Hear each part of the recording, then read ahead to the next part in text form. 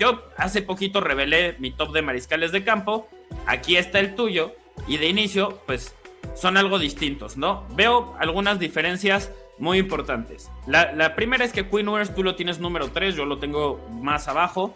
La segunda es que tú tienes a Max Brosmer número 5. Para mí, ahora te confirmo cuál era, pero me parece que era por ahí de mi 15. Entonces, platícame por qué Max Brosmer es el mejor mariscal de campo de la historia y lo tienes catalogado como... No es cierto. A ver, platícame de este top de mariscales de campo. ¿Qué ves de esta generación? ¿Qué es lo que te gusta de estos prospectos? Bueno, a ver, gustarme, ¿sabes lo que más me gusta? Que me puedan sorprender. Eso es lo que probablemente más me gusta, porque es una generación en la que, una clase en la que vengo, pues, no desilusionado, porque al final hay años y años en los que hay clases buenas, clases malas. Entonces sí que es cierto que esta me parece que es una de las más flojas de los últimos años. La más floja probablemente de la última década sea la de Pickett, probablemente. En cuanto a nivel, en general, esta me parece que está por encima. La gente la compara, parece que están un poquito por encima del nivel de aquella generación. Cam Ward o Brock Purdy. En este momento te dan la posibilidad, porque Brock Purdy fue el mejor jugador de esa generación. En este caso tú tienes a Cam Ward. ¿A cuál preferirías de esos dos? Mira, me quedo con Purdy porque ya sé lo que tiene. A Cam Ward quiero verlo. Entonces, si es una incógnita de momento, no me la jugaría, ¿no? Si fuera un equipo por un jugador, sino, por ejemplo, me vas el año pasado y me dices Drake May o Brock Purdy. Digo Drake May, aunque Brock Purdy haya llegado a la final de la Super Bowl, ¿no? O sea, 100.000 veces antes. Pero con este tipo de jugadores tengo muchas dudas, muchísimas, porque lo que pongo ahí, me parecen que puede haber 4 potenciales titulares, pero ninguno ahora mismo lo es, o va a llegar a la NFL y para mí va a tener una temporada como para ser un quarterback titular o tener todas las armas, porque me parece que los equipos en los que están en conversaciones de draftear estos quarterbacks, los Titans tienen uno de los peores rosters de la liga, para mí. La línea ofensiva la reforzaron, pero para mí sobrepagando a los jugadores, o sea, pagas por encima del nivel que te están dando esos jugadores, por lo tanto, ¿estamos seguros la línea de no que es un tan equipo buena. que suma a Dan Moore Jr. podemos decir que se reforzó? Ese es el problema, y por el dinero que le pagas a lo mejor no es refuerzo. Yo creo que posiblemente empeoraron, ¿no? Es uno de los pocos casos en los que verdaderamente un equipo contrata a alguien en agencia libre y digo, son peores. No sé, sí. O sea, es el tackle que más capturas permitió el año pasado. En fin, sí, estoy de acuerdo contigo. El receptor número 1 es Calvin Ridley, que tuvo un promedio de yardas por ruta corrida idéntico al de Stephon Diggs, ¿no? Stephon Diggs ya van 2 semanas de agencia libre y todavía no consigue contrato.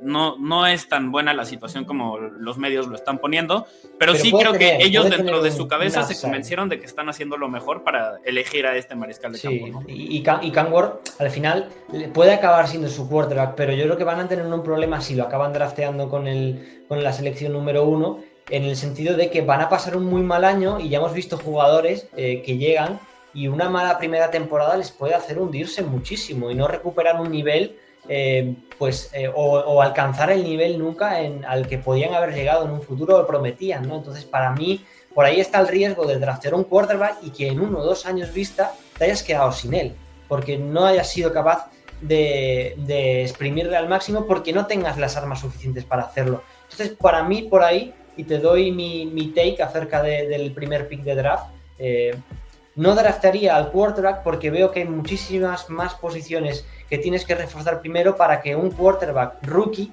llegue a tu equipo y se asiente de la manera correcta y por lo tanto pueda funcionar ese ataque, porque al final no es solo el ataque que tengas, es también la defensa. ¿Cuántos minutos vas a dejar a tu quarterback en el campo? ¿Cuántos snaps va a jugar tu quarterback? ¿Va a tener que lanzar 30, 40 veces por partido como hacía Caleb Williams el año pasado? Caleb Williams es un talento descomunal, infinitamente mejor que Cam Ward, y ya hemos visto que lo ha pasado mal por tener un mal entrenador, por tener un equipo que no se adaptaba a él, por ciertas cosas que hemos visto que no se han dado y que a lo mejor este año vemos algo de mejora, ¿no? Pero entonces ese es el problema, es ¿qué van a hacer los Titans para rodear a Cam Ward? ¿Qué pueden hacer en el caso de que los Giants seleccionen a Shedeur Sanders para hacerle mejor? Tienen a Malik Neighbors, tienen una línea decente. Quizá el equipo mejor planteado para seleccionar un quarterback y hacerlo funcionar sean los propios Steelers, porque tienen un equipo algo más hecho.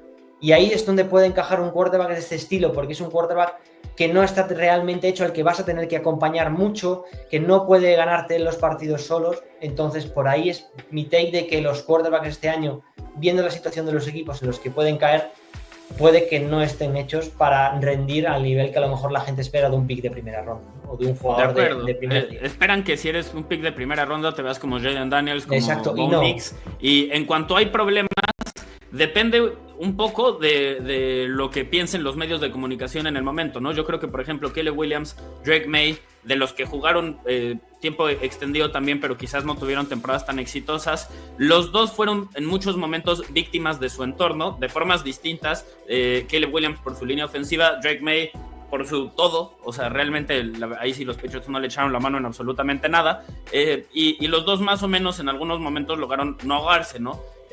Pero pues la gente ya con Caleb Williams, a mí todo el tiempo me ponen bust, no, ya claramente es un fracaso y así, y es una temporada detrás de una línea ofensiva muy mala, con un equipo muy disfuncional.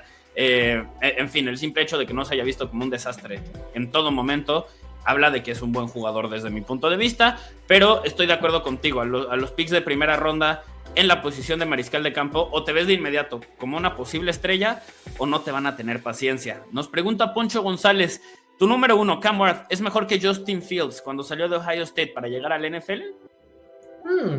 Yo creo que no, pero... No es mejor que... Cam Ward no es mejor que Justin Fields. Pero podría estar en la conversación, o sea, los valoro muy de manera similar, o sea, no está tan mal tirada, ¿eh? O sea, yo creo que... Como prospecto, ojo, esto es claro, como prospecto, no Justin Fields ahorita. Hay que recordar que Justin Fields en su momento, si no me equivoco, ganó el Elite 11, ¿no? Incluso en la preparatoria, y era él contra Trevor Lawrence por mucho tiempo, quién es mejor, saliendo de la preparatoria hasta que llegan a la universidad, pero de pronto sale un Zach Wilson en su última temporada, lanzando 3 intercepciones, como 80,000 touchdowns, y la gente se fue por lo vistoso, por lo bonito que es Zach Wilson, ¿no? Pero, y luego los 49ers no sé qué estaban pidiendo en ese draft, que terminan eligiendo a Trey Lance, ¿no? Lo cual no entendíamos en ese momento, creo que la gente sigue sin entenderlo actualmente. Pero Justin Fields era un prospecto muy bueno. Cam Ward, yo creo que a mí me gusta un poquito más que Justin Fields saliendo, pero sí entiendo que respondas que Justin Fields. Kevin dice, Cam Ward tiene una personalidad que se puede considerar difícil de manejar. Yo creo que no. ¿Consideras eso? Yo creo que no. Yo creo que al revés, que a lo mejor sí que puede haber salido por ahí algo no malo en el sentido, pero sí que la gente puede entender como que es un jugador con una personalidad pues algo complicada, pero yo creo que realmente no. Yo creo que desconocemos al final, pero sinceramente no creo que sea un mal tipo, o por lo menos no lo aparenta. Yo tampoco creo que haya problemas. La gente señala sobre todo la forma en la que, voy a decirlo entre comillas, abandonó a su equipo en el Pop-Tart Bowl. Yo honestamente creo que los tazones colegiales en este momento son amistosos glorificados. O sea, no valen absolutamente nada. Si critican a un jugador por no estar ahí, criticarían a, no sé, por poner un ejemplo en otro deporte, a Vinicius por no ser titular en la gira del Madrid en Asia. Cuestiones como esa. No, son partidos que no importan, están ahí para sacar dinero. Literalmente es el Pop-Tart Bowl. Lo que importa ya es sacar dinero. Importa es llegar al partido. Fuera de eso, honestamente, con la creación de los playoffs de college football, ya no importan los tazones. Son algo que quedó de un sistema anterior que no sabemos cómo todavía va a terminar de empatar con un sistema moderno, pero ya quedó en el pasado. Así que yo pienso que esa no es una crítica válida. Hay quien dice que sí lo es, entonces simplemente lo mencionamos para que ustedes tomen en su casa la evaluación que consideren, porque evidentemente también nosotros se trata de brindarles información y que ustedes saquen sus conclusiones, ¿no?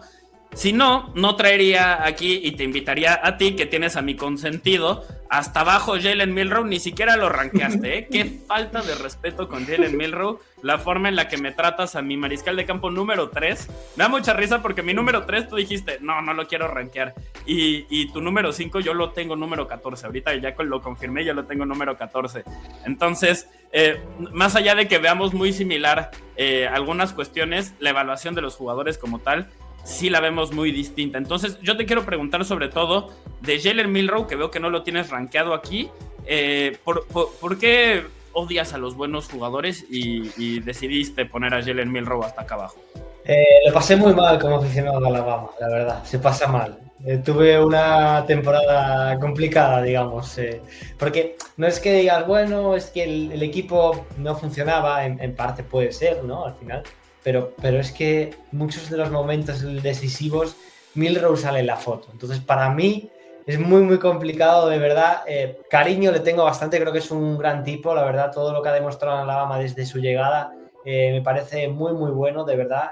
No tengo ningún tipo de mala palabra hacia lo que ha sido Milroe en Alabama, pero sí que es cierto que hay unas declaraciones que él se le quedaron muy grabadas de Bill O'Brien cuando estuvo en su etapa en Alabama, que le dijo que debería plantearse cambiar de posición a running back. Desde entonces a Bill O'Brien, obviamente, Milroe, una persona que él cree que realmente es un quarterback y que vale para ello, pues obviamente no le sentaron nada bien. Al final es entendible, ¿no? Yo creo que se entiende, pero sí que estoy más en ese take de O'Brien, de que a mí realmente Milroe, donde creo, y puede parecer muy fuerte, ¿no? Pero es que yo creo que Milroe, si se plantea seriamente y si en la NFL terminan por convencerle, si es que algún equipo lo valora, como yo voy a decir, ¿no? Si lo valoras como un running back, me parece que tiene muchísimo futuro y no es ningún tipo de broma, porque es un tipo físico, rápido, explosivo, los primeros pasos son letales, lee muy bien. A mí de verdad que es una de las cosas que repito desde el inicio, es un jugador que juega a la posición de quarterback, porque para mí no lo es, que juega a la posición de quarterback, que corre espectacular, pero muy, muy bien. O sea, sabe leer los espacios, O sea, como si fuera un mariscal de running campo back. es un gran atleta. Es increíble. Entonces, a mí por ahí me tiene muy ganado y creo que realmente sí, probándolo como quarterback, un equipo ve que no funciona, oye, mira, me equivoqué, pensaba como piensas tú, ¿no? Que realmente puede tener futuro, se desarrolla. Si es un jugador que no consigue desarrollarse como quarterback, creo que va a tener otra oportunidad en la NFL si consigue cambiar y adaptarse de posición. Entonces me parece que Milroe lo puedes tomar por dos lados. Plantearte que realmente es un quarterback, lo consigues desarrollar. Si consigues desarrollar a Milroe, uno, mis aplausos para el coordinador ofensivo que lo hace. Y segundo, Milroe puede convertirse en Wembanyama ganando MVPs en la NFL. O sea, olvídense, es como Lamar, ¿no? O sea, la capacidad que puede tener para generar yardas por aire, para generar yardas por tierra, touchdowns sobre todo, la capacidad que tiene para generar touchdowns por tierra, chao. O sea, es una batalla entre Lamar y Milroe si consiguen desarrollarlo. Entonces, O sea, para mí, tiene mucho techo, pero realmente no bajísimo. consigo ver que despegue. O sea, todavía está Ya. en proceso. Tú eres de esas personas que dice, me encanta el potencial, está muy bonito, precioso. Jamás sería yo el que apostaría mi trabajo y mi futuro intentando averiguar si lo puede alcanzar, ¿no? Exactamente. Mira, no te puedo, incluso yo que soy el más grande fan, Sí. tengo que aceptar que hay inconsistencias importantes como pasador que quizás hagan que no pueda funcionar. La evaluación final que lo puse fue dentro de la categoría de Boom or Bust precisamente por ese elemento. Y por más que a mí me gusta mucho como mariscal de campo, pues evidentemente también hay evaluadores de talento que considero serios como tú que lo tienen abajo. Así que hay que hablar de eso. Kevin dice, Jackson Dart y Jalen Milroe, los dos tienen mucho potencial y arquetipos distintos. ¿Por cuál confiarían ustedes y le tendrían paciencia? Tú ya dijiste, jamás con Milroe, siempre con Jackson Dart. Imagino porque lo tienes número 4 en esta respuesta.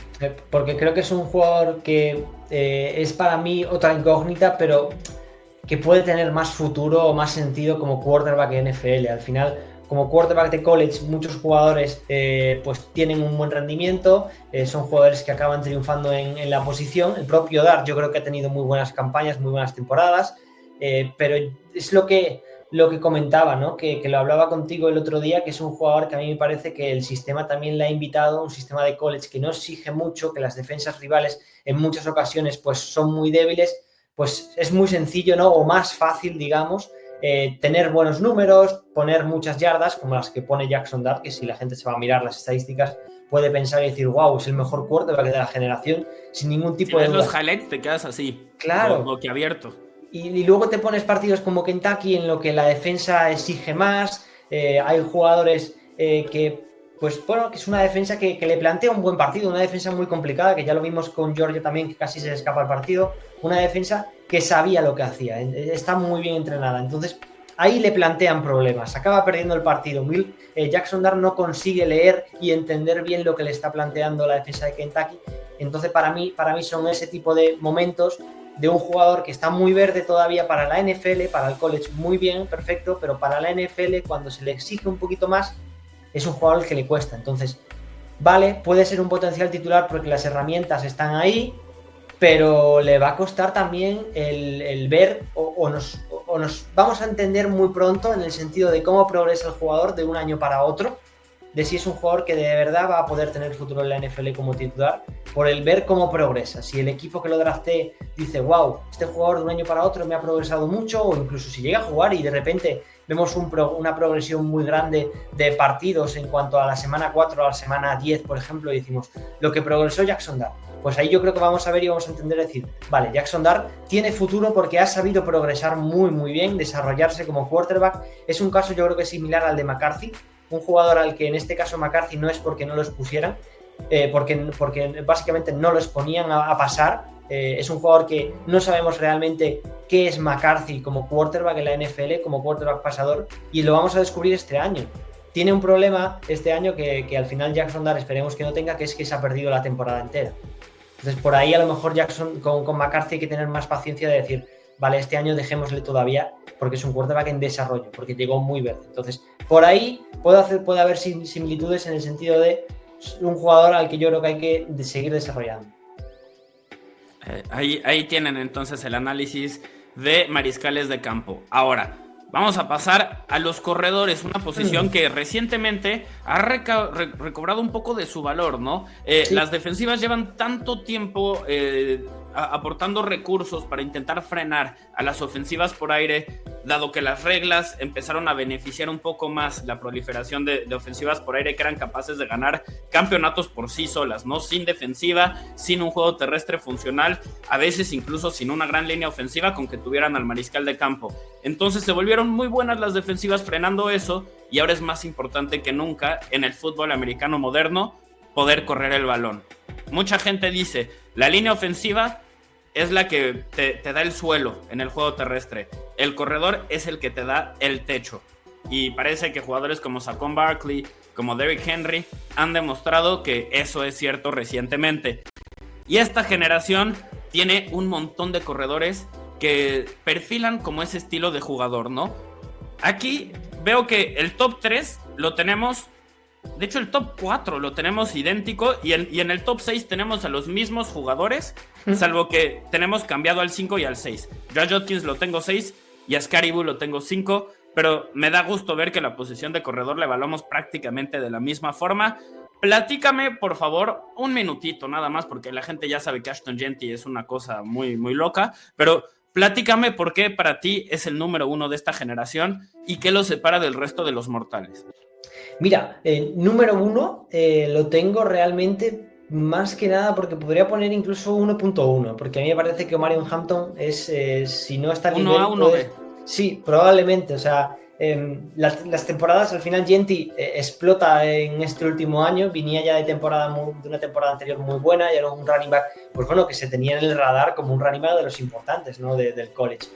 Pero la última temporada al final hace... Y yo creo que al final el hecho de ponerse en números muy similares a los de Barry Sanders, ¿no?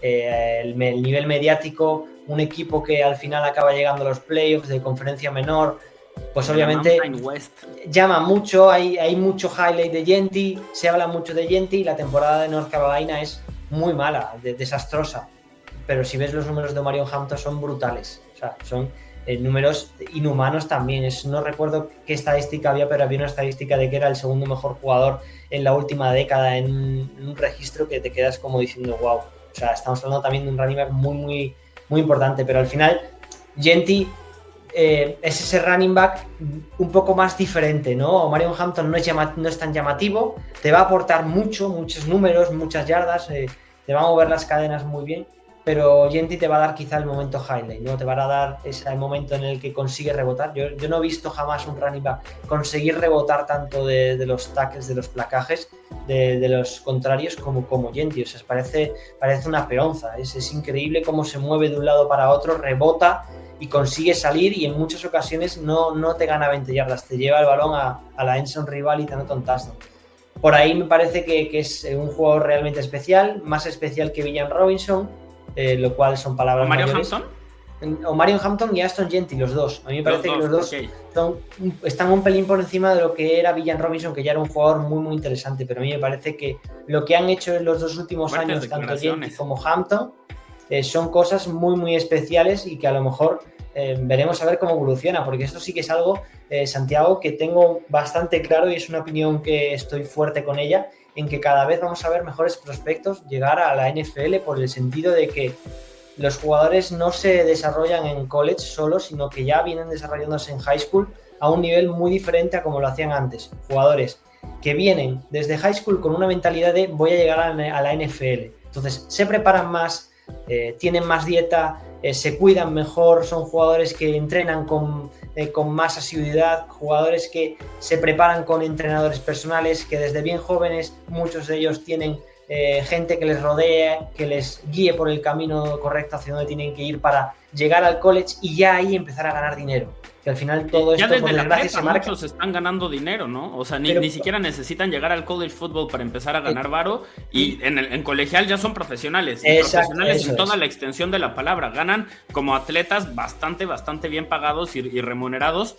Yo lo veo más o menos como que no, miren, la comparación no es perfecta, ¿no? Pero ténganme paciencia en este sentido. Es como si a ustedes les gusta mucho el fútbol.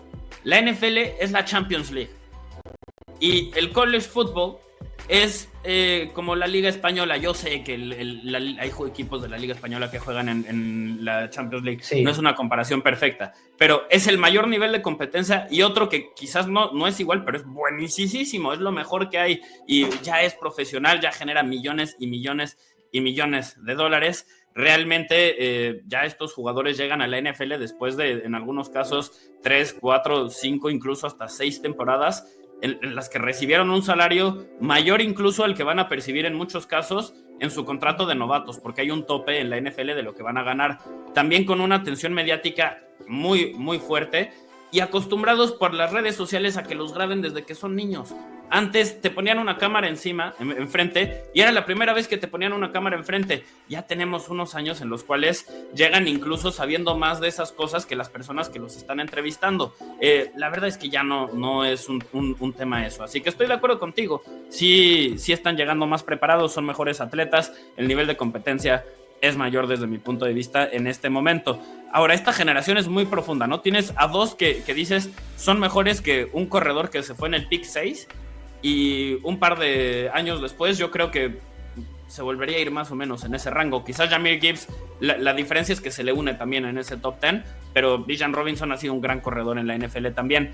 Luego tienes a TreVeyon Henderson, Caleb Johnson, Quinshon Judkins, ya salieron los dos de Ohio State, Cam Caribou, Devin Neal, el corredor de Kansas, Tash Brooks es el número 8, Jordan James el número 9, y Ollie Gordon, que muchos tenían como el mejor corredor de esta generación hace un año, antes de empezar la temporada, termina en el top 10. No fue su temporada, pero de todos modos, yo veo que aquí con tus etiquetas que pones, todavía el 10 es un potencial titular, así que eso habla un poco de lo que es la profundidad en esta generación, ¿no?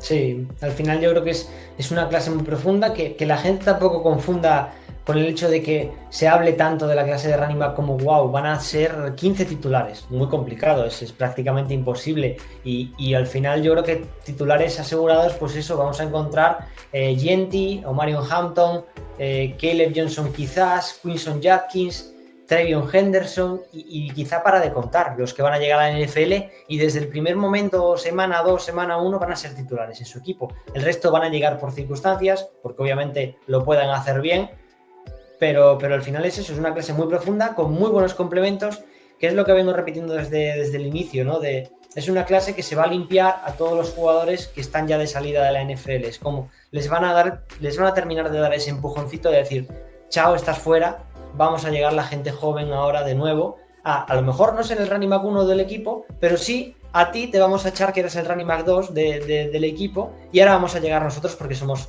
savia nueva, gente joven, pues al final lo que buscan en una posición como running back, gente fresca. Claro, es posición de gente joven, y además así pasa cuando tu trabajo significa correr contra una pared 1, 2, 3, 4, 5, 6 veces hasta que se abre, logras escaparte y de repente llega alguien a tropezarte, ¿no? O sea, hay gente que se lesiona corriendo sola y estos tipos tienen que correr y luego pegarles, levantarse y volver a hacerlo 30 veces por partido. Simplemente no duran. Es la razón por la cual muchas veces no los eligen en la primera ronda o son reacios a pagarles, pero creo que la NFL recientemente ya está entendiendo mejor cómo utilizar a los corredores especiales, está entendiendo el valor de los corredores que no son tan especiales, pero que puedes encontrar en la sexta ronda y te corren para 1000 yardas o cuestiones como esa, ¿no? Los Tyrone Tracy de la vida. Y entonces yo creo que ahí depende un poco de la valoración que tenga cada franquicia de sí misma y qué tanto puede sacarle el valor al corredor que tiene enfrente. En fin, por aquí yo veo a Devin Neal, un jugador que no sé si lo veas más o menos de la misma forma, pero si fuera un poquito mejor atleta sería en la primera ronda. Todo lo hace bien, en nada es extraordinario, ¿no? Exacto, para mí es un jugador que sabes lo que vas a draftear, que te vas a encontrar un jugador que sobre todo para mí en un equipo que utilice mucho los running backs en las jugadas de pase, le puede funcionar muy bien. La verdad creo que es una de sus mejores características. Y es un jugador que yo creo que cuando está en campo abierto y tiene a un jugador que le queda por placar para marcharse por completo, es muy muy bueno en esa situación, ¿no? Sabe muy bien amagar y acabar sin el hecho de entrar en contacto en muchas ocasiones con el jugador, tumbarlo al suelo, ¿no? Es un aspecto, yo creo que también muy a valorar por muchos de los jugadores. Ryan Williams me parece que es el jugador en college football que mejor lo hace. Sabe que no tiene el físico, sabe que no es el mejor atleta en cuanto a corpulencia física, que es un jugador grande como si puede ser Jeremiah Smith, y él entiende perfectamente que solo con su cabeza, con sus movimientos, va a ser capaz de quitarse al jugador, porque sabe que si le llega, si le pone las manos encima, lo va a derribar porque no tiene esa condición física. Entonces, con la capacidad de amagar, de hacer 4 movimientos, él es capaz de derribar jugadores. La jugada más famosa, la jugada del partido contra Georgia, él se quita a un jugador, en la primera jugada, en la primera jugada de touchdown que tiene, se quita a un jugador básicamente por el movimiento que hace, no necesita entrar en contacto, derribar al jugador, tirarlo al suelo. Entonces, para mí, eso es una de las características más interesantes en un jugador que no tiene el físico para, a lo mejor, derribar un jugador como si tiene Canes Cativo, ese tipo de running backs, y que sabe utilizar la mente. Yo creo que eso es muy a tener en cuenta y tiene un IQ pues muy interesante. Luego tienes a Tash Brooks, el corredor de Texas Tech, que es el más productivo en la historia de su universidad. Un corredor chaparrito, un corredor que quizás no es no es tanto que sea tan chaparro, pero juega con un centro de gravedad tan bajo que ahí es donde yo creo que a veces se esconde incluso detrás de los linieros ofensivos, es paciente y después ya explota cuando es necesario. A mí me gusta bastante, siento que el año pasado teníamos puros corredores de ese estilo y Tash Brooks es de los pocos esta temporada que juega así. Jordan James yo creo que es otro muy de ese estilo, quizás más liviano, mejor atrapando pases, pero también que juega más o menos de esa forma. Y cierras con Ollie Gordon, que él es un martillo, ¿no? Ollie Gordon, ¿crees que hay alguna versión en la cual recupere la versión que vimos de él en 2023 y que se vuelva un corredor dominante en la NFL? ¿O más bien es un punto medio lo que nos puede aportar entre 2023 y 2024? Un buen corredor que sobrevaloramos y tampoco es una estrella. Yo estoy en dudas de si es algo más o si es un Braylon Allen, ¿no? Un buen complemento físico, alto, un portento. La verdad, yo cuando lo pude ver en persona a Braylon Allen me quedé flipado. A mí me daba igual ver a Aaron Rodgers, yo me quedé flipado con el físico de Braylon Allen, de ese jugador, de decir, ¿cómo ese jugador se puede mover rápido? ¿Cómo puede hacer...? Sí, no puede moverse. O sea, en condiciones normales esa persona no sería capaz de ir deprisa, no de ir rápido. Veremos a ver. Al final yo creo que la última temporada en parte no ayudada por su equipo. Al final es un jugador que en Oklahoma State este último año es desastroso, es horrible, no le ayuda. Tienen problema con las lesiones y tiene problemas al iniciar la temporada con temas de alcoholismo, si no recuerdo mal, o algo así. Tiene esa no me la problema. Sabía. Sí, estuvo detenido antes de iniciar la temporada. Entonces, no sé, veremos a ver. Confío de que de alguna otra forma pues sea un jugador reconducible en esa situación, y ya no solo eso, sino que sea un jugador que pues por sus condiciones físicas acabe de ser desarrollado y pueda convertirse en un titular, porque al final a mí lo que me gusta es ver a grandes jugadores, los mejores jugadores posible, y yo creo que por condiciones físicas, por lo que hemos podido ver en distintos momentos de su carrera, es un jugador que sería muy interesante verle explotar, ¿no? Conseguir un nivel muy, muy alto, porque al final casi 1,90, 100 kilos, wow, a mí me parecería. Y la velocidad que tiene sí, con exactamente. eso es muy difícil de frenar. Sí, la verdad, Gordon es el tipo de jugador que, por el talento, yo creo que una generación normal se hubiera ido en la segunda, tercera ronda, y puede que aquí lo tengas disponible en la cuarta, quinta, incluso un poco después. Hay algunos mock drafts que hago específicos de equipo en los cuales está disponible en la sexta, séptima ronda, e incluso entonces hay fans que se enojan cuando se los mando. En fin, a mí me llama la atención que tienes hasta 15 jugadores que les pones la etiqueta de buen complemento, ¿no? De jugadores que pueden tener un rol importante en una ofensiva de NFL desde su primera temporada, y puede que ustedes digan, pues sí, pero es un suplente.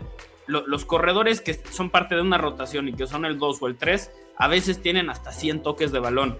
Y eso para un receptor sería una bestialidad, para un corredor no es tanto. Pero a lo que voy con esto es que si aprovechan esas oportunidades, de ahí pueden construir para explotar y volverse titulares. Tienes a Dylan Sampson, RJ Harvey, DJ Giddens, LeQuint Allen y Jadon Blue.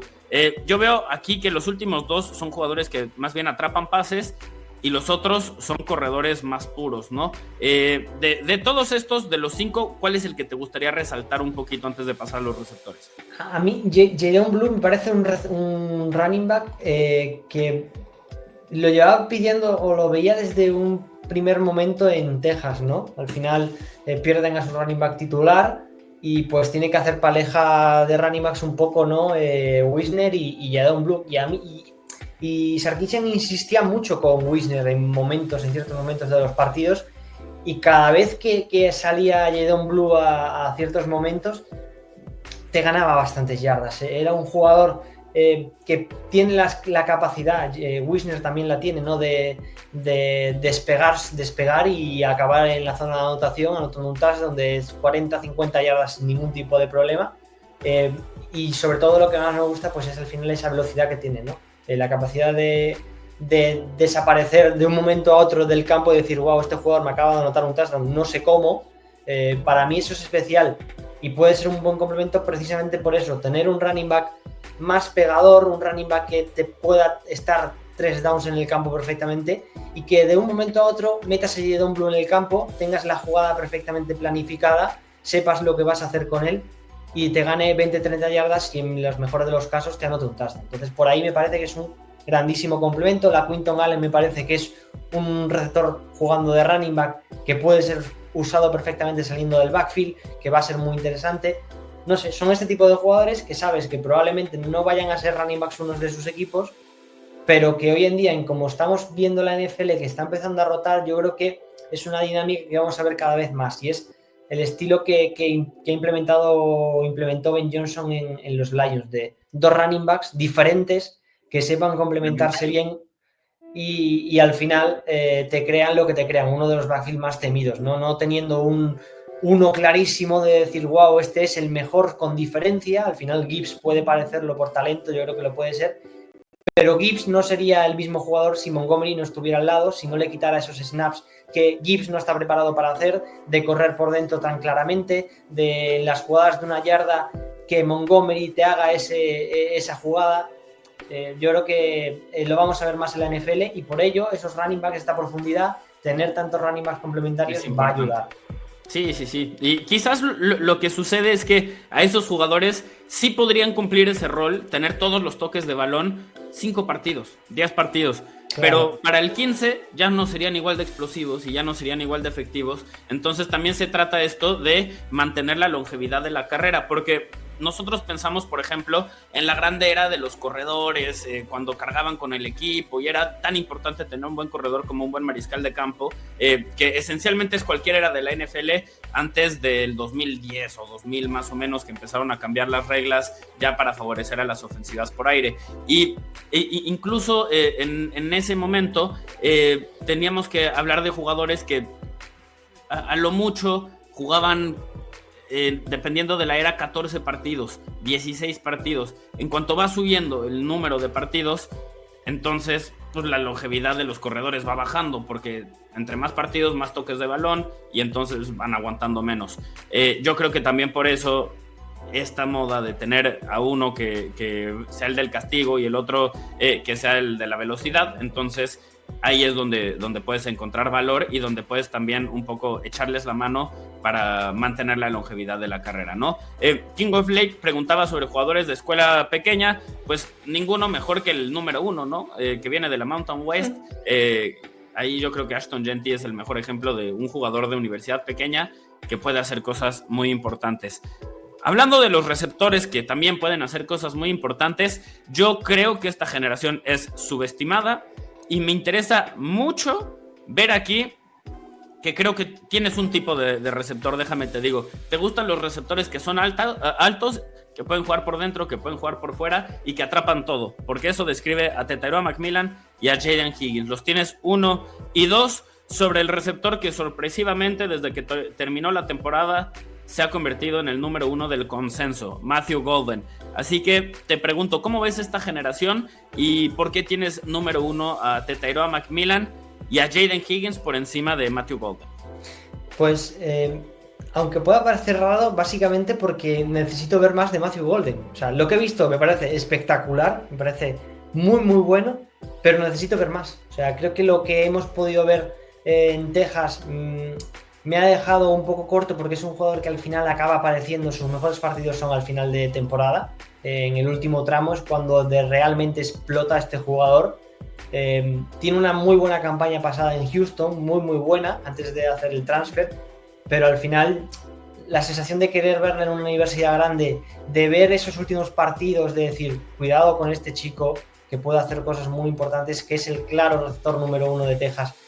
Y hemos estado viendo engañados a Bond como el receptor 1 durante tiempo. Pero nada más necesito voy a bajar para ver dónde está Bond. Pues baja. Voy a bajar mucho. Pues baja. El 18. Me parece que también Bond tiene otro problema aparte, y es que creo que no va a durar mucho en la NFL, porque me parece un jugador complicado de tratar también. O sea, veremos a ver. Al final tiene ciertos problemas. Es un jugador, yo no sé cómo lo llamaréis allí, pero aquí es muy bocas. Un jugador que habla de más de la cuenta. No sé cómo lo dirán allí, pero vamos. El tema de las 40 yardas a mí ya es que dije, wow, no lo quiero ni en pintura, porque era un jugador que cuando rompió el récord Worthy dijo al instante, o sea, ni minutos después, voy a correr 4.10 y llega a la Combine y corres 4.40. ¿Sabes qué? Yo me siento mal con él. Me siento mal con él porque sí cayó por hablador. O sea, si no hubiera dicho nada, no se lo recriminan. Le terminaron hasta bucheando en el Scouting Combine de tan mal que le fue. Pero luego ves los números y sabes cuál es el jugador, el receptor que alcanzó la velocidad máxima dentro de las 40 yardas del Scouting Combine. Fue él. Así que, o sea, sí fue el más rápido, solo no de la forma en la que él había dicho que iba a ser el más rápido. El tema es que también es un receptor que se va de Alabama cuando se retira Nick Saban, que iba a explotar, que le dieron todas las ventajas para ser el número 1. Y por momentos al inicio de la temporada parecía que el más explosivo era Wingo, el receptor de primer año. Y luego hacia el final resulta que era Matthew Golden. Nunca fue. Exactamente. Dejó de mucho que desear en ese sentido. Sí. También a mí se me hace muy curioso, o sea, yo estoy trabajando, finalizando también mis calificaciones de receptores. Yo creo que es el próximo ranking que voy a subir personalmente, y yo los tengo divididos según el rol que creo que van a tener en la NFL, ¿no? Tengo a los receptores X, que son los que juegan por fuera, que le ganan a la cobertura personal, que le ganan a la doble cobertura muchas veces también. Necesita ser un gran atleta para poder servir en ese rol, y de hecho solo tengo 5 jugadores rankeados ahí, porque no hay otros jugadores a los cuales les vea ese potencial, ni en el mejor de los escenarios. Después están los receptores. Ni pueden. Sí, es que hay muchos que no pueden, que simplemente no van a poder cumplir con ese rol, entonces ni siquiera los rankeas porque no va a haber posibilidad. También existen los que necesitan bloquear, que mueven por todas partes, que muchas veces se les conoce como el Y, y muchas veces son un ala cerrada dependiendo de la ofensiva, son un slot receiver de poder, depende mucho del esquema también esta cuestión. Y luego tienes al receptor puro de ranura, que muchas veces es cuando utilizas formaciones con 3 receptores, es el que juega por dentro. Cuando utilizas formaciones con un receptor y una ala cerrada, es el que está entre los dos, pero también depende de la ofensiva y del esquema.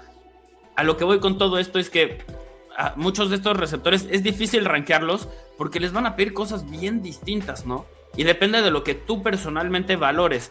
Va a haber jugadores como, por ejemplo, MK Egbuka, que pueden ser el Y, pueden ser el Z, pero nunca van a ser el X, ¿no? Nunca van a ser el receptor número 1 que vas a poner por fuera y que va a ganar porque es un mejor atleta que los demás. Solo que es sutil en las formas en las que gana, siempre va a estar libre y siempre va a atrapar prácticamente todo lo que le manden. Así que también esta posición, más que cualquier otra, yo creo que depende de lo que estés buscando. Depende de eso, porque si no, entonces puede que te termines perdiendo en que no, a mí lo puso 3 y el otro lo puso 8. Bueno, pero más o menos Depende están evaluados dentro de la misma categoría, solo hacen cosas distintas, ¿no? Sí, y al final depende del equipo que lo drafte, la necesidad que tenga. Exacto. Si por ejemplo, si los Seahawks, por ejemplo, draftean a un jugador como Matthew Golden, un jugador como Emeka Egbuka, como Luther Burden, ya tienen ese perfil. Locos. Ya tienen ese perfil. Es como, se vería muy complicado que de verdad funcionaran todos a la vez. Por lo tanto, llegaría el momento en el que dirías, ¡guau! Imagínate, Matthew Golden no ha funcionado. Claro, si lo metes en un sistema con jugadores ya muy similares a él, es normal que no funcione o no rinda tan bien. Entonces yo creo que va a depender mucho. Si, por ejemplo, McMillan llega a los Patriots, es un equipo que progresa adecuadamente, obviamente va a ser el principal arma de Drake May, obviamente debería hacerlo bien porque tiene el talento y el potencial para hacerlo, y si no rinde a ese nivel, pues obviamente será un jugador pues que habrá decepcionado, ¿no? Porque al final está para ese tipo de cosas. Jaden Higgs no se habla tanto, pero a mí también es un jugador al que le tengo muchas esperanzas puestas. Me parece que puede ser perfectamente una X titular, receptor 1 de algún equipo muy necesitado. Obviamente no va a llegar a unos Philadelphia Eagles a robarle el puesto a AJ Brown, porque no, porque obviamente AJ Brown es un jugador hiper mega consolidado, pero para un equipo con una necesidad de ese arma, en los Packers sería el receptor número 1. Exacto, por ejemplo. Para ese equipo tan necesitado de un jugador, de un receptor al que le puedas lanzar el balón 50-50, que te la tengas que jugar, Jaden Higgins, McMillan, Jack Bech, a mí me parece que es un jugador que pasa muy por debajo del radar también. A mí me encanta Jack Bech. Continuamente me pregunto qué tan alto puedo poner a Jack Bech. Y realmente es un jugador que yo creo que no tiene limitaciones, pero también depende un poco de que lo sepas utilizar. O sea, si los Rams lo eligen, este tipo va a reemplazar a Cooper Kupp de inmediato y va a darles ese tipo de producción. Si lo toma un equipo que no lo sepa utilizar, capaz que lo ponen a bloquear nada más y prácticamente no le lanzan pases. También depende mucho de la situación a la que lleguen. Mira, yo... Receptores X, a ver, corrígeme si me equivoco, sí. Mientras proyecto un poco de lo que son el resto de tus rankings, pero yo hay 5 a los que les veo potencial en algún momento de cumplir ese rol. Ya mencionaste a Tyrone McMillan, ya mencionaste a Jaden Higgins. Yo creo que Travis Hunter, si pega como receptor y se desarrolla, también podría hacer ese rol. Probablemente es más un Y o un Z al principio en su carrera. Elik Ayomanor también me parece que puede ser un X al siguiente nivel si pega. Y Trey Harris, aunque sí. Trey Harris no sé qué hacer con él porque su ofensiva nunca le pide correr un árbol de rutas completa. Todo es quédate parado donde estás y te mandamos el pase para él. Corre 5 yardas y volteate, una ruta de gancho, una variación de eso, 5, 8, 10 yardas. Y quites al jugador, eso, o corre recto. Listo. Y ya. Sí. Todo, me vuelve loca esa ofensiva verdaderamente porque no podemos evaluar a los jugadores, pero son los únicos que creo que el físico, la capacidad atlética y lo que han mostrado hasta este momento me hace pensar que podrían cumplir ese rol al siguiente nivel. Todos ellos que mencioné están, por lo que veo, dentro de tu top 10. ¿Estás de acuerdo con esa valoración o no estás de acuerdo con esa valoración? Sí, al final obviamente yo creo que son los más claros. El resto ya sería un poco sorpresa, ¿no? Por ejemplo, Pat Bryant, el de Illinois, sería un poco sorpresa el hecho de que de repente llegara a la NFL y encontráramos un rendimiento inmediato. Tiene el tamaño, ha hecho un muy buen año el último de Illinois, pero al final sigue siendo un jugador del que tienes que ver más o tiene que demostrarte más, ¿no? Para para que lo puedas meter en esa conversación con ese tipo de jugadores. Está más cerca de, obviamente, de Trey Harris que del resto de los que hemos mencionado, pero obviamente sigue un escalón por debajo, ¿no? La temporada de Trey Harris también ha sido muy buena. Andrew Armstrong, el de Arkansas, también puede ser un jugador que acabe subiendo un poquito, si acaba haciendo una muy buena o un buen inicio de temporada. Y luego lo que me llama la atención de esta clase es que también eso, hay jugadores muy variados, hay para todos los estilos. Por ejemplo, para el slot y un poquito más, creo que Buka va a ser, pues eso, te va a dar un rendimiento si el equipo que lo selecciona sabe lo que busca del estilo Ladd McConkey, ¿no? Yo creo que al final del año pasado Harbaugh draftea a Ladd McConkey siendo consciente de lo que es Ladd McConkey y de lo que va a hacer con Ladd McConkey. Me acabas de poner una idea en la cabeza que es MK Egbuka en los Chargers y... Dios mío, qué irresponsable de ti, pero qué buena idea. Exacto. Y luego, por ejemplo, Luther Burden también va a tener mucho futuro en la NFL si lo acompañas de un receptor abierto. No sé, hay mucha variedad y es algo que me llama la atención de que pueda ser una clase que al principio o ahora mismo estemos evaluando de que, vale, puede haber 4, 5, 6 jugadores muy, muy buenos, otros jugadores buenos y luego a partir de ahí podemos encontrarnos con sorpresas o candidatos, por lo menos hay candidatos claros, ¿no? A llegar a ser jugadores que puedan sorprender y que digamos, wow, se ha acabado convirtiendo en una muy buena clase, ¿no? No parecía una de las mejores y se ha acabado convirtiendo en una bastante decente. Así que yo creo que por ahí puede ser una clase de receptores bastante interesante.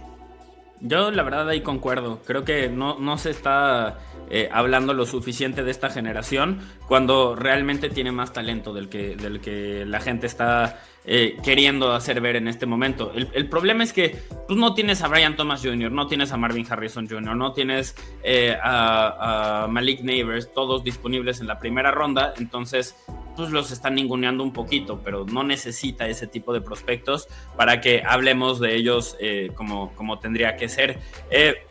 Matthew Golden, a mí, solo para cerrar el tema con él, porque mucha gente pregunta bastante sobre Golden. Daniel Jeremiah en su último mock draft fue el primer receptor que salió en esa situación.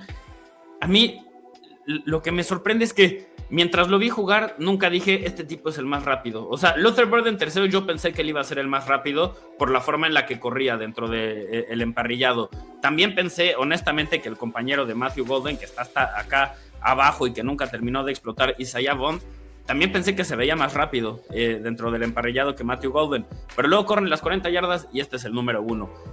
Ahí no sé qué hacer tanto con eso. Es un buen jugador.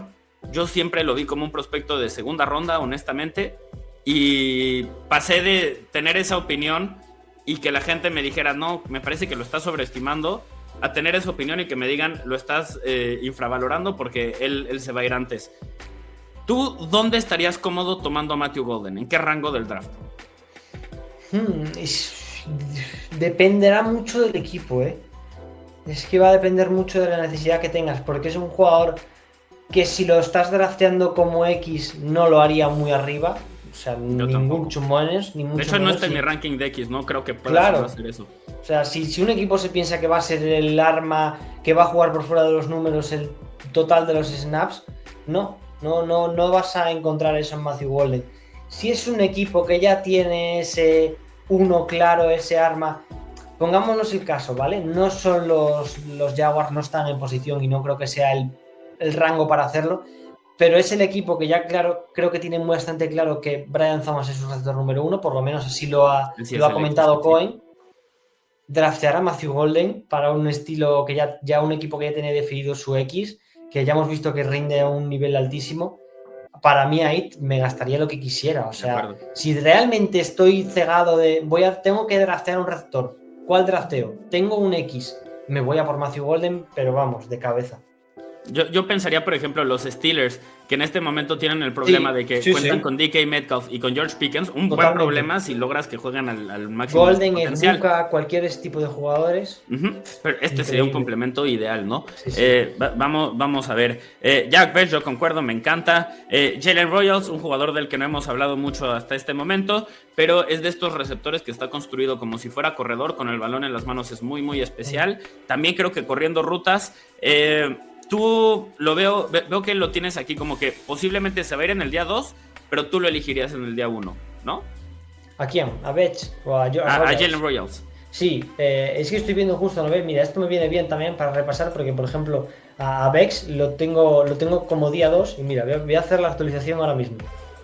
No sé por qué lo tenía como día 2, al final he ido copiando y pegando jugadores y algunos se habrá colado y le acabo de actualizar, ya está como día 1, lo veo como un jugador de día 1 talento, y Royals me parece otro jugador de talento día 1 porque al final es un perfil muy similar a Golden en cuanto a medidas y un jugador que, sobre todo, este jugador yo creo que para equipos que utilicen muchos a sus receptores desde la línea propia de scrimmage en jugadas de pases pantalla, este tipo para mí es letal ahí, en ese tipo de aspectos. Entonces yo creo que un equipo que sepa utilizar a Royals va a encontrar en él un jugador de características muy muy interesantes para aportar desde el minuto número 1 en su ataque, ¿no? Entonces, no se me ocurre realmente ahora mismo qué equipo podría estar. ¿Sabes? Hubo uno que me vino a la mente de inmediato cuando tú estabas resaltando lo que aporta.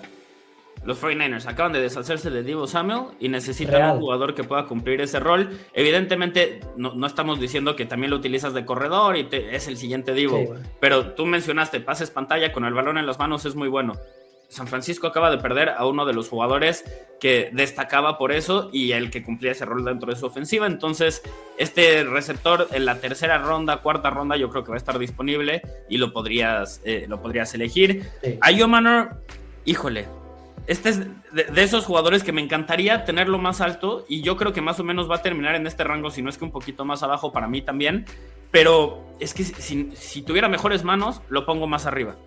Y si jugara en una ofensiva que le hubiera echado la mano también, porque no sé qué tanto de eso es su problema y qué tanto es problema de su mariscal de campo, que era basura, ahí esa es una evaluación que me está costando, ¿no?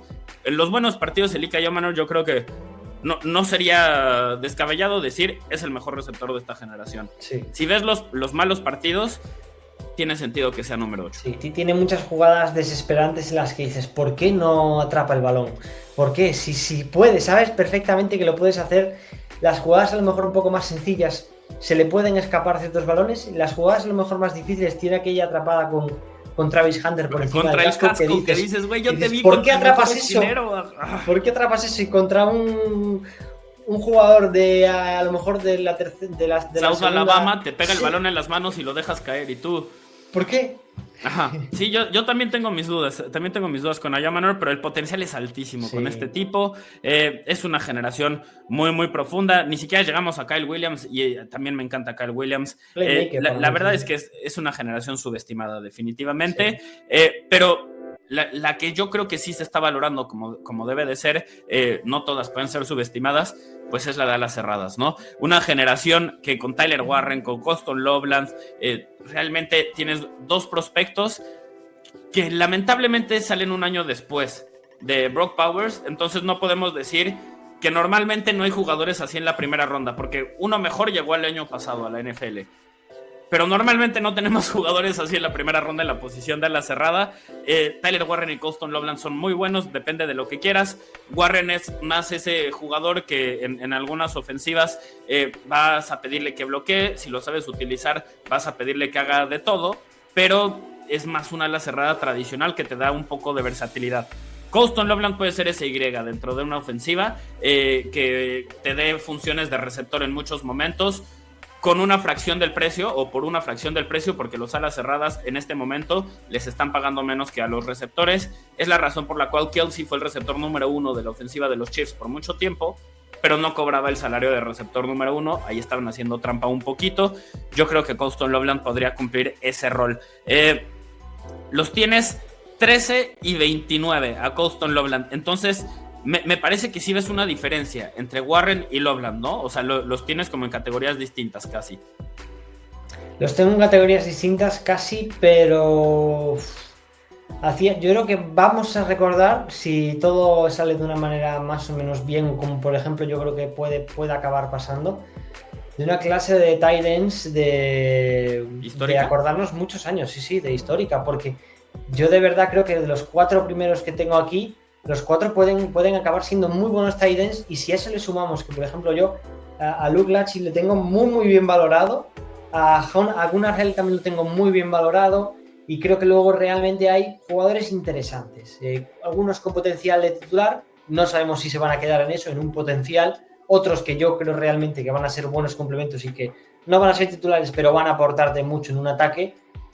No sé, me parece que podemos estar ante una clase que en unos años, si más o menos sale bien, estemos hablando de lo que tú dices, de una clase histórica de tight end, porque Tyler Warren es un jugador tremendamente especial. Hacía mucho tiempo que no llegaba un jugador, yo creo que así, a la NFL. Colston Loveland me parece uno de los mejores tight ends, como si fuera un receptor. Me parece que al final es un receptor puro, que tiene ese cuerpo de tight end, 1,96, 111 kilos, y que realmente, si no hubiera sido por el mal año de Michigan en ataque, hubiera sido un jugador que hubiera salido, o que fuera a salir más alto y estuviera comparado con el propio Tyler Warren, ¿no? No sé, son dos jugadores muy diferentes. Yo creo que son un equipo, a la NFL le va a venir muy bien, porque son dos tight ends muy buenos, pero los dos completamente distintos, y eso va a ser muy divertido de ver, cómo juega Colston Loveland, qué equipo lo draftea. Un equipo totalmente distinto que vaya a draftear a Tyler Warren, un equipo, por ejemplo, se me ocurre los Saints, a ver si da la campanada de un equipo tan arriba a draftear a un tight end. Estaría curioso, la verdad, porque al final vimos hasta donde cae Bowers, ¿no? Pero yo creo que, por ejemplo, Warren, del pick de los Colts, no es un jugador que, si está disponible ahí, no les debería pasar. Y Loveland, si Harbaugh realmente quiere antes que a Loveland, a un jugador de línea defensiva, se va a ir por otro de Michigan como es Grant, pero si realmente está seguro de que le tiene que dar un tight end a Herbert, yo creo que si está disponible, ¿por qué se va a ir mejor que Loveland en los Chargers? Me duele que digas eso, porque ayer grabé un mock draft de los Chargers. Vale, hice un poco spoiler, por lo que sea. Espera. Y se va a estrenar mañana. Entonces, la gente, si ven los dos videos, te van a escuchar decir eso que acabas de mencionar. Luego van a ver mi video mañana y van a ver cómo paso la posibilidad de elegirlo a él por tomar a otro jugador de Michigan en la línea defensiva. Que además, tengo que decir, era el séptimo video que estaba haciendo ayer, porque ayer hice 5 reels que voy a estar subiendo durante el fin de semana. Hice otro video también que se subió, un mock draft de los Commanders, y luego grabé ese. Y tengo que decirles una verdad. No me di cuenta de que estaba Colston Loveland todavía en ese mock draft disponible, así que... Demasiados mock drafts. Demasiados mock drafts, me equivoqué ahí, tengo que aceptarlo, porque además bajé en el draft y luego elegí 2 alas cerradas en el tercer día del draft, así que esencialmente perdí la posibilidad de elegir a Colston Loveland, y con los picks que adquirí elegí una ala cerrada. Mi proceso fue terrible y de todos modos me gustó el draft para los Chargers, pero mi proceso fue terrible, hay que decir las cosas como son.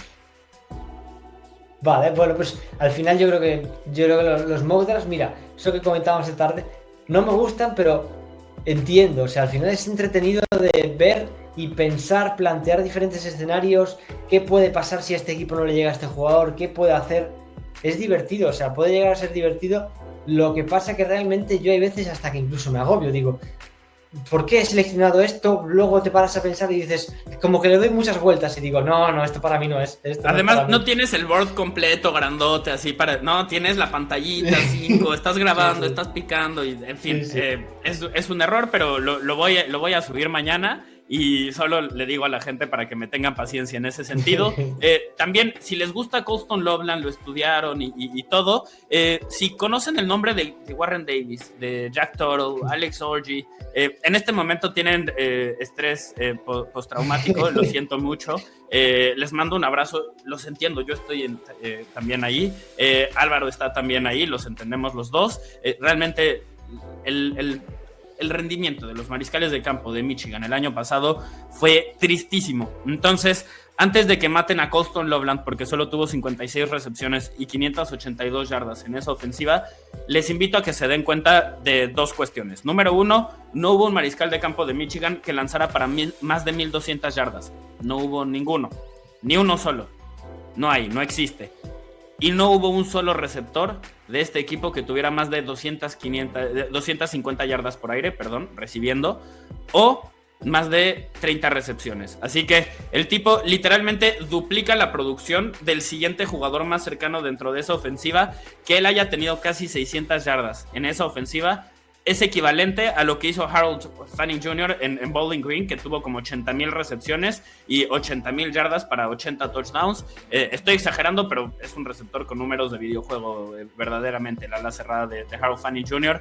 con respecto a lo que hizo el año pasado. Así que solo quiero resaltarlo porque para mí son dos prospectos muy especiales, Warren y Loveland, y no quiero que piensen que solo porque este tiene como el doble de yardas que este, quiere decir que Loveland es un poquito peor, ¿eh? Los dos son unos monstruos verdaderamente muy especiales. Ahora, veo que tú tienes hasta 5 alas cerradas con calificación de primera ronda y que tienes 10 a los cuales les das etiqueta de posible titular. Entonces, esto habla un poco de lo que es esta generación. Lucky, lamentablemente, por la lesión, yo creo que perdió mucho de lo que había mostrado anteriormente.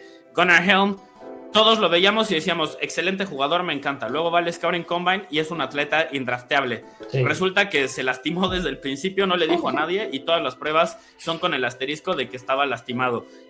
Oronde Gadsden Jr., yo creo que este es un receptor que está haciendo como si fuera un ala cerrada, pero yo creo que realmente él debería de ser considerado un receptor, no nos hagamos. Mason Taylor, el hijo de Jason Taylor, en su momento el jugador defensivo del año, y Terrence Ferguson, uno de los mejores atletas de esta generación.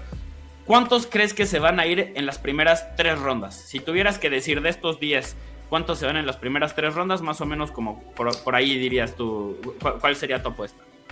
Pues las primeras 3 voy a decir que probablemente se vayan a ir realistamente 4. 4. A ver, ¿quiénes serían? Que haya fiebre, los 4 primeros. Creo que Warren, Loveland, Fanning y Arroyo.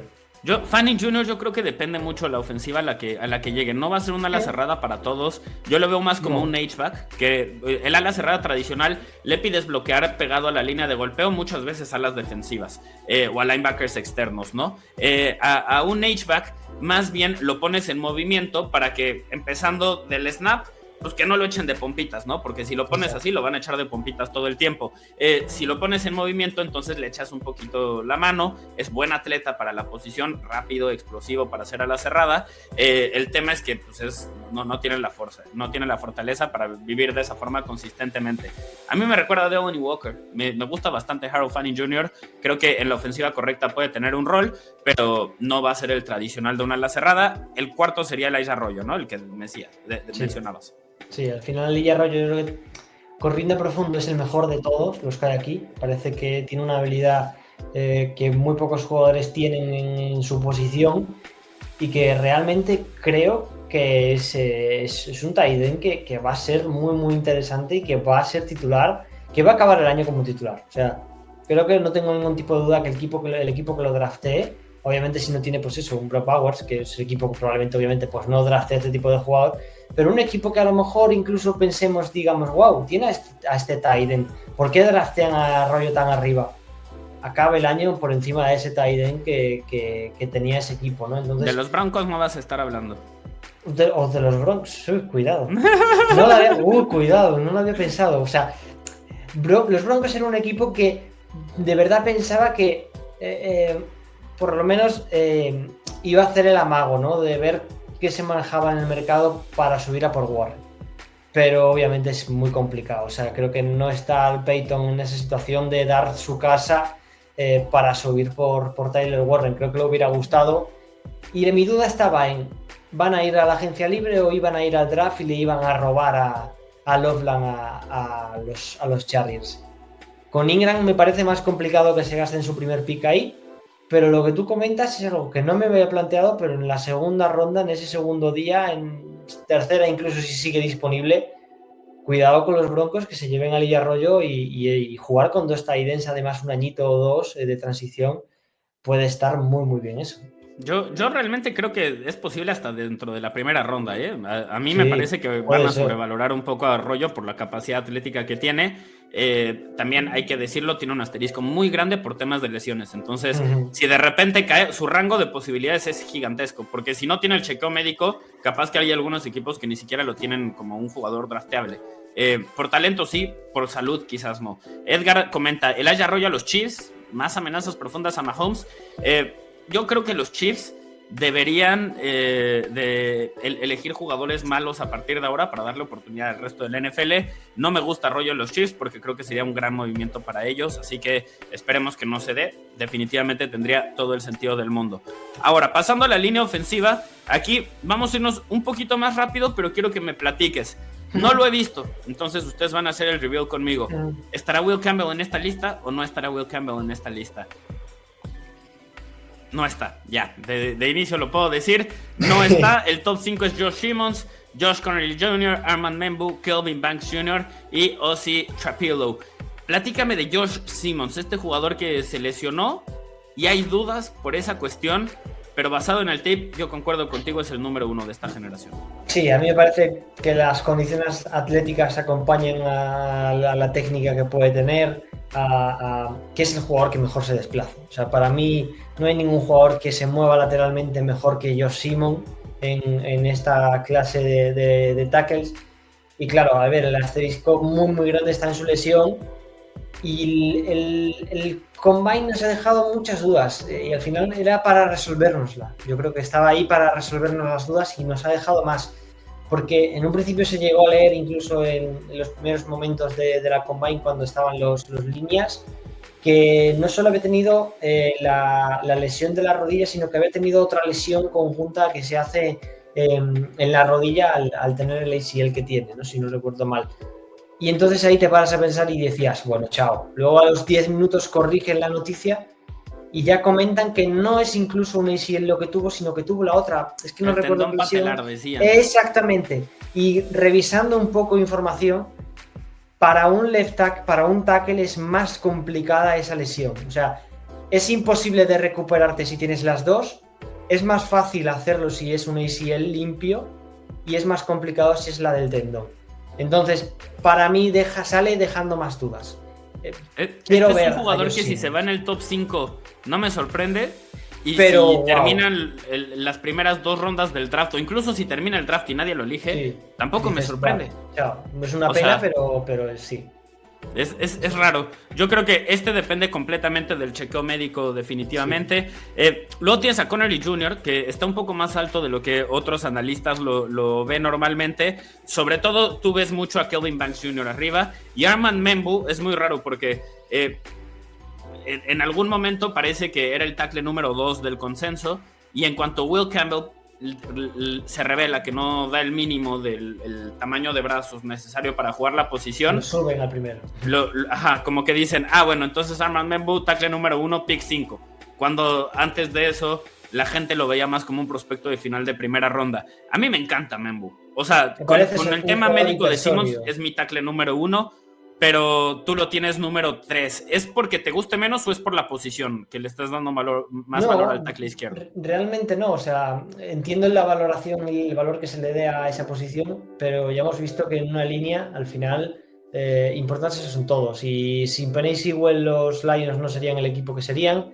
Entonces, yo creo que es también importante valorar casi a un nivel similar lo que es la posición de right tackle.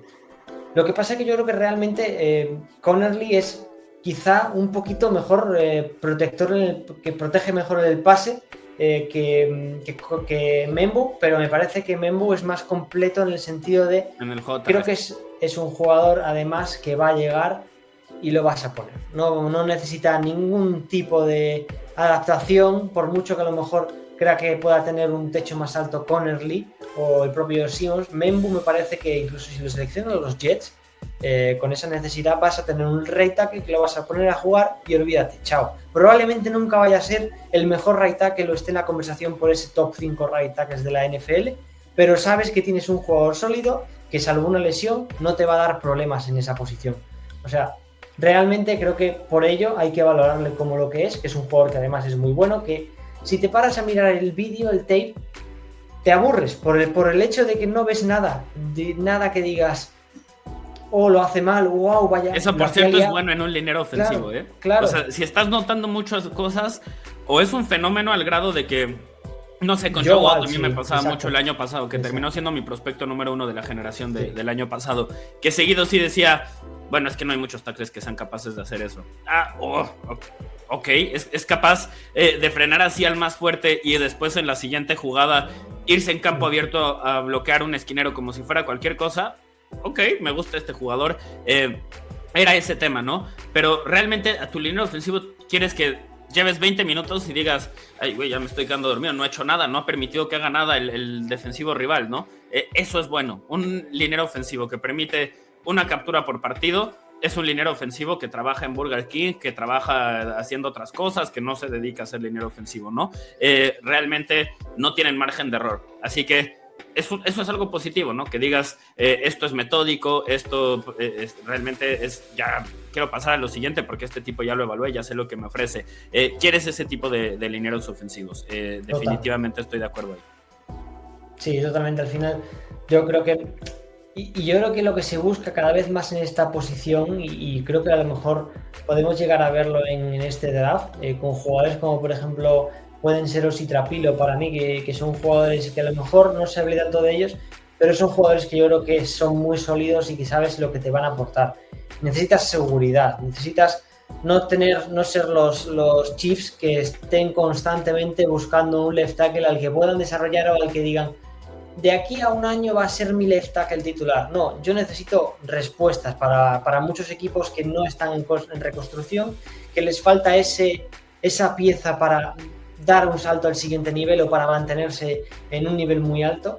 Jugadores que den rendimiento ya, que no esperes que vayan a tener, eso es lo que te he comentado antes, que no sean un top 5 de su posición, pero que sepas que es un left tackle, un right tackle sólido. Y eso al final en la agencia libre, los que quedaban, los que han salido, se los han llevado muy rápido y les han pagado mucho dinero, porque probablemente no sean los unos, porque los unos sabemos que nunca salen a la agencia libre, por ello se valoran tan arriba a los buenos left tackles o a los buenos. A menos que sean los Texans, ¿no? Que los regalan. Exacto. Exactamente. Entonces, yo creo que van a acabar saliendo jugadores como Trapilo, Membu bastante arriba, porque son jugadores que son muy sólidos. Yo te puedo plantear otro. Yo creo que Aaron Tertiary se ve más alto de lo que mucha gente piensa, porque es un tipo alto, pesado y con una agilidad de pies demasiado rápida para ser alguien tan alto y tan pesado. Lo cual, para linieros ofensivos, la NFL sobrevalora eso. Y dicen, ¿sabes qué? Dame al tipo que tiene el potencial más alto en cuanto a capacidad atlética y yo lo desarrollo. Muchas veces toman ese tipo de apuesta. Entonces Aaron Tertiary yo creo que es ese tipo de jugador. Es mejor atleta, honestamente. Yo pienso que Trapilo, que Kelvin Banks Jr., que Connerly Jr., quizás no que Josh Simmons, pero detrás de Armand Membum, ¿no? Para mí como atleta es de los mejores y me parece que la NFL podría sobrevalorar ese tema. También veo otros jugadores por acá abajo. Marcus Mbow posiblemente va a ser centro al siguiente nivel. Charles Grant se está hablando si va a ser guardia, si va a ser tackle. Si necesitas tackle en el tercer día, a mí me gusta mucho. Y Cameron Williams, hubo un momento en el cual la gente lo veía como un pick de primera ronda. Luego llegó Jack Sawyer, se burló de él en los playoffs y Cameron Williams perdió un montón de dinero en ese partido. Se podría haber quedado un año más. Sí, de acuerdo. 100% de acuerdo. Para 100% mí, de acuerdo. peca de querer saltar demasiado rápido al siguiente nivel. Veremos si le sale bien, si es un jugador al que pues consigue desarrollarse mientras está en la NFL o si por el contrario se ve que se equivoca, porque para mí entiendo que el riesgo de la lesión esté ahí y que digas, wow, me acabo de lesionar en mi último año y chao a las opciones de llegar a la NFL. Sabe que va a salir drafteado, obviamente, pero wow, sigues en una Texas en la que eras el titular y era un equipo que estaba otro año más para ser competitivo, candidato a llegar a los playoffs y catapultar tu stock. Entonces, para mí, ¿sabes cuál es mi teoría de la conspiración en ese sentido? Que no iba a ser el titular. No. Que vio en los entrenamientos la forma en la que siente la presión Arch Manning y dijo, ¿sabes qué? Yo no quiero tener esos problemas de él como titular en el primer año y que me tiren a mí por los errores de este menso. Ahora, obviamente, Arch Manning jugó muy poco, pero en esos 100 snaps que jugó aproximadamente, el tipo permitió, de las presiones totales que le llegaban, permitió una captura alrededor del 27% de las ocasiones, lo cual es altísimo y es insostenible. Así que ese es el aspecto en el cual yo creo que tiene que mejorar todo lo demás. Arch Manning mostró un potencial altísimo y un mariscal de campo joven que todavía tiene que mejorar sintiendo la presión, pues sí es lo más normal del mundo. O sea, ese es el tema en el cual más necesitan crecer normalmente los mariscales de campo cuando empiezan a jugar. Así que no lo creo como un problema fatal, pero yo pienso que quizás lo vio y dijo, ahorita es cuando esta generación no es tan buena de tackles, capaz que basado en las herramientas físicas me draftean un poco más alto de lo que amerita la situación. Entonces es alguien que no tenías en tu top 10, pero yo le veo herramientas para que eventualmente, basado en el potencial, y si tienes un buen entrenador de línea ofensiva, entonces se va a ir mejor. O sea, si los Eagles lo eligen a él en la tercera ronda, ya tienen el reemplazo de Lane Johnson. No tengo dudas, porque Jeff Stoutland es un genio que sabe desarrollar el talento mejor que nadie. Si lo teman los Bengals, va a estar fuera de la liga en 4 temporadas. No saben desarrollar linieros ofensivos. Así que también varía mucho lo que pasa con este tipo de talento. Viendo el interior, tienes a Gray Sable, número 1, Tyler Booker, que es completamente diferente, número 2. A este lo quieres en espacio abierto y en movimiento. A este lo quieres en espacio reducido y ganándole por fuerza a sus rivales. Luego tienes a Donovan Jackson, que tiene mucha versatilidad, y a Will Campbell, número 4. Este me parece que va a ser de tus rankings más controversiales. Desde que vi dónde lo tenías en el top 50, que eran los 30 y tantos, dije, le voy a tener que preguntar a Álvaro, porque la gente va a cuestionarse por qué odias a Will Campbell, qué tienes en contra de este prospecto y por qué no lo ves como el consenso. Platícanos, Álvaro, ¿cuáles son los problemas de Will Campbell? Puede parecer que es lo típico, pero es que de verdad cuando vas a mirar el tape realmente muestra ese problema y son sus manos. O sea, los brazos que tiene de T-Rex, como se le suele decir, no ayudan para nada. O sea, no es que los sepa tapar, es que realmente cuando le viene un jugador rápido que necesita tener reacción instantánea prácticamente, tiene muchos problemas para parar ese tipo de jugadores, porque el contacto llega muy tarde con sus manos, no es capaz de establecer contacto rápidamente. Entonces cuando él quiere establecer el contacto con el jugador ya está en otro movimiento totalmente distinto y le está superando. Entonces para mí, para jugar por fuera de los números, va a tener muchos, por fuera de los números, por fuera de la línea va a tener muchos problemas. Si nos vamos al interior, me parece que tiene mucho potencial para ser un All-Pro en la posición de guard realmente. O sea, creo que lo tengo bastante bien valorado ahí. Lo que pasa que es que me parece que los tres que ha ido a dar o ha tenido muy mala suerte. Es un jugador que tiene un problema que no es culpa suya, que son las manos, los brazos, y tiene otro problema, es que iba a coincidir en una clase de draft en la que, vale, puede asumir o puede acabar asumiendo, me muevo de posición, me muevo al interior de la línea, me convierto en uno de los mejores jugadores de la línea. Sí, ¿puedo convertirme en el mejor? Para mí no. Para mí hay 3 jugadores que están por encima de él en esta posición, jugando como guards, como left guards, como lo que quieran, ¿no? Pero creo que aún así tiene mucho potencial, por eso lo incluyo dentro de mi top 50, porque creo que va a ser un guard muy, muy sólido y con techo de eso, de ser un All-Pro de la NFL si acaba estableciéndose bien en esa posición. Por fuera, pues no lo valoro, porque realmente tengo mis dudas de que veamos mucho de Will Campbell en la posición de left tackle o de right tackle.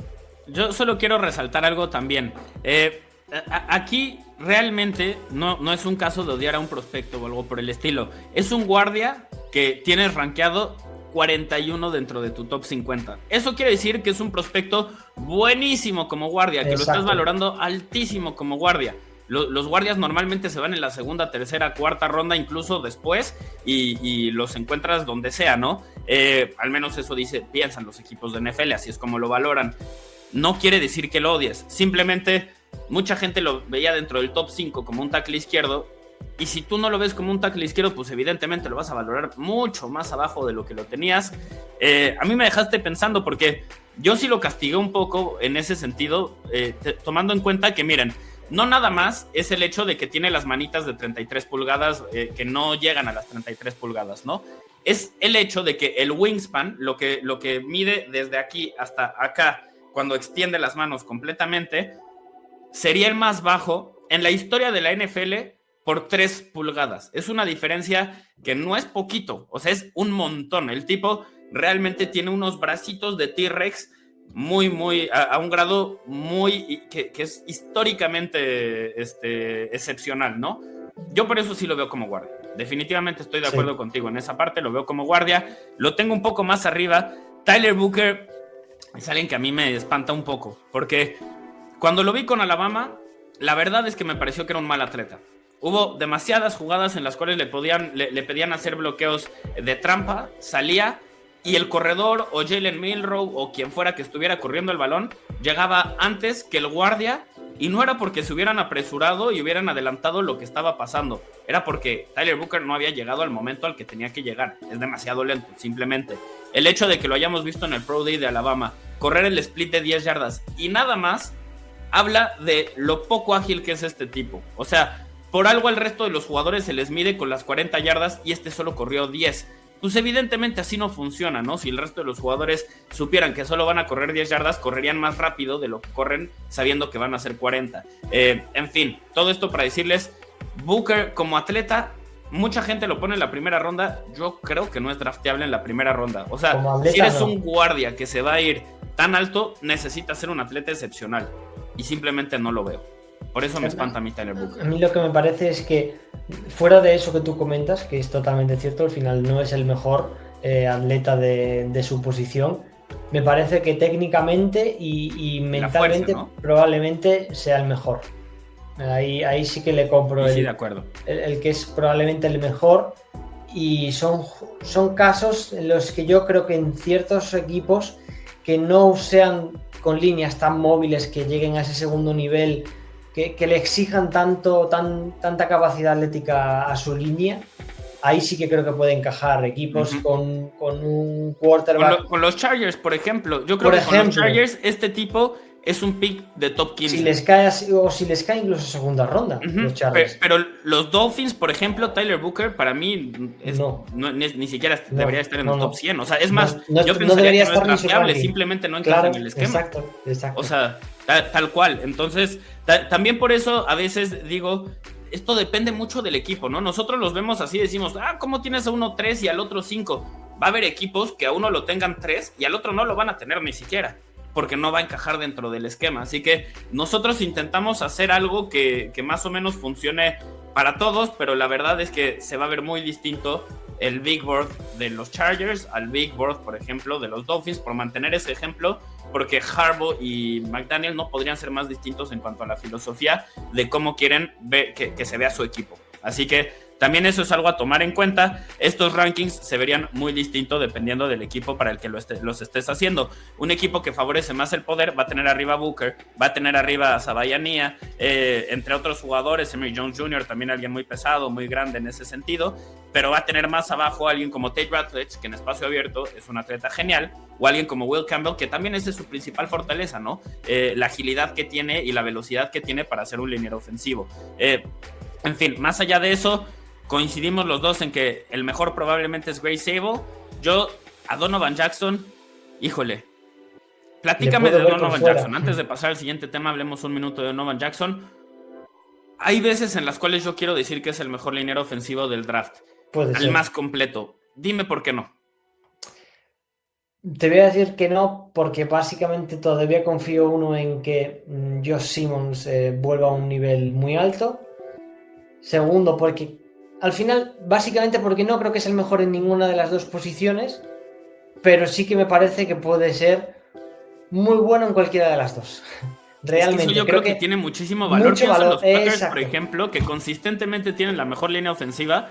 No importa quién esté sano, ellos van a encontrar a los 5 mejores y los van a poner en la posición que sea para echarle la mano a su mariscal de campo al juego terrestre. Eso es lo que a mí me encanta de Donovan Jackson. Ahora también de Grey Sable, honestamente.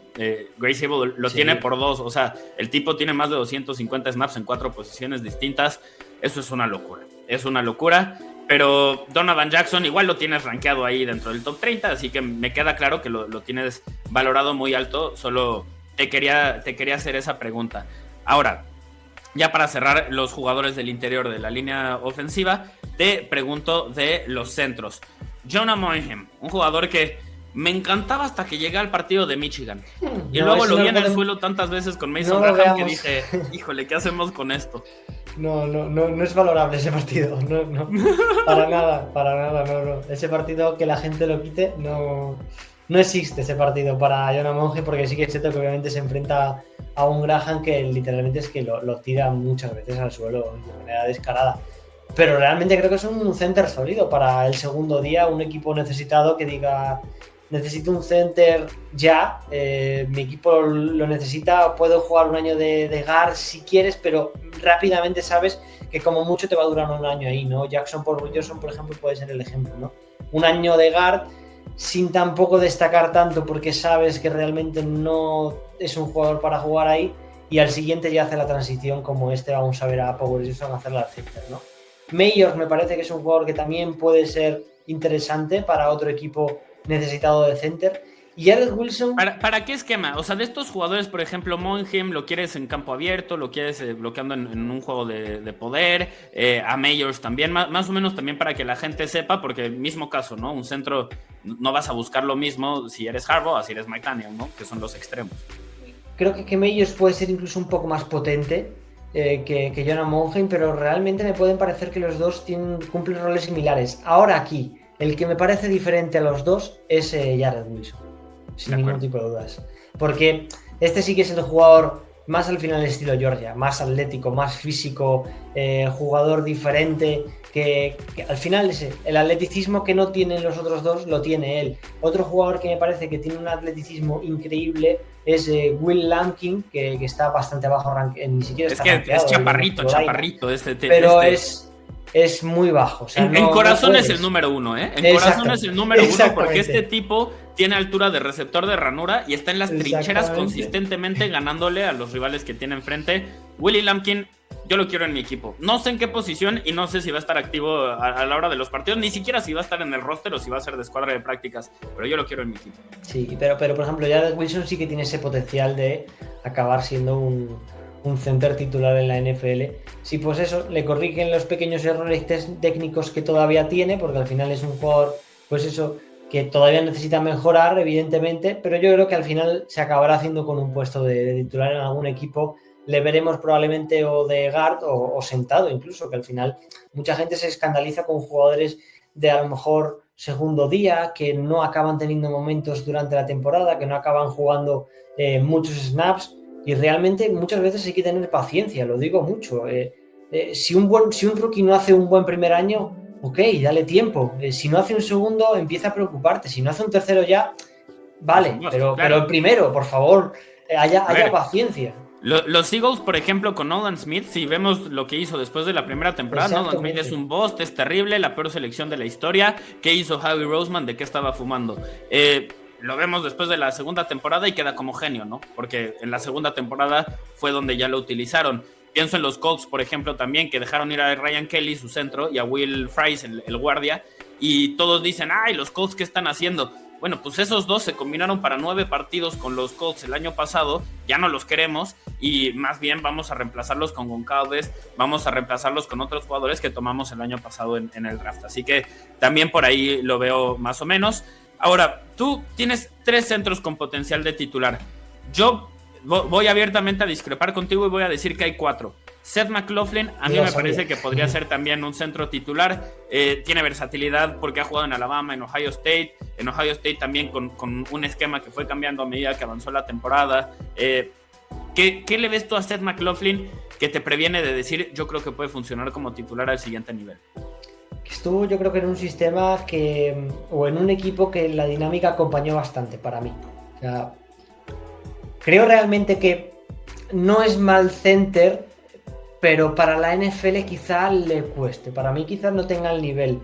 También quizá tenga mucho en mi memoria el hecho de que en Alabama fue un jugador que no fue el mejorcito, la verdad. Sí. Y hay algo que para mí realmente es algo que considero y valoro mucho, y es que capacidad de desarrollo, ninguna. Y explico por qué. O sea, lo que he comentado. Un jugador muy bien arropado por un grandísimo equipo, por el mejor roster del país, ningún tipo de dudas. Es muy complicado lucir mal. pero aún así consigue tener momentos de la temporada en los que comete uno de los mismos errores que lleva cometiendo toda su carrera. Y son los balones que le mandan a los snaps que tiene, que no sabe, el quarterback no sabe ni a dónde le va a llegar el balón. O sea, tiene que apuntar con la mano así, una para abajo, otra para arriba, porque no sabe dónde va a llegar el balón.